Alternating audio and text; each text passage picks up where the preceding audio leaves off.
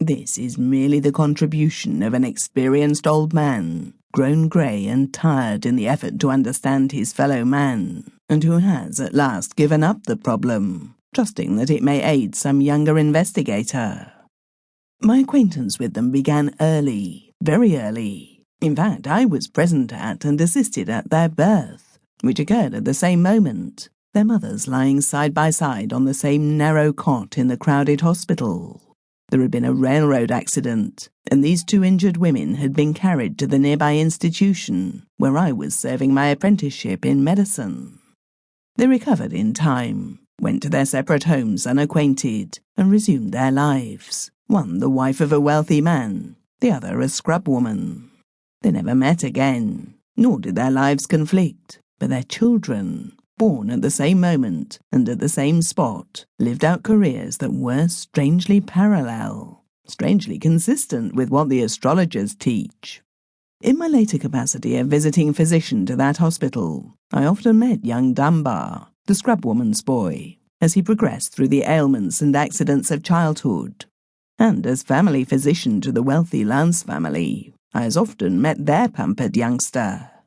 After a few years, I noticed that if anything was wrong with one, something, not necessarily the same thing, happened to the other. For instance, young Dunbar broke his arm at the time the young Lance had measles. The latter sprained his wrist, and the former came to the free clinic the same day with a black eye, acquired in a fight. I called this a coincidence for a while, until both mothers died at the same hour of the same disease. Then I recalled that I, who had been present at that other momentous event in their widely divergent lives, was now the useless physician to each. I began to take notes, but never investigated the lives of the mothers. My studies and speculations were concerned with the lives of the sons, and I first learned that since birth they had never met. Each in his own environment, these two boys grew up as different in physique, mentality, and morals as can be imagined. At 16 their characters were shaped, and at this age I invoiced their attributes. Each was what the other was not. Dunbar was a tough, Lance a gentleman.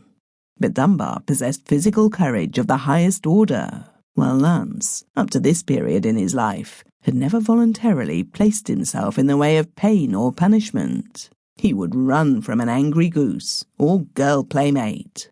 On the other hand, he possessed moral courage, while Dunbar was a moral coward.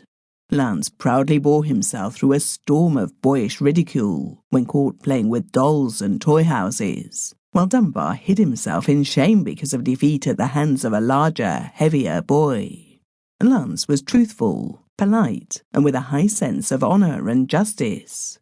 Dunbar a liar, a bully, and a bad example.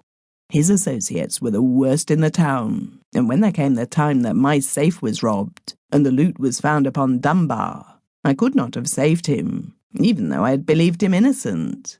It was simply a case of the people against Dunbar, and I was prosecuting witness.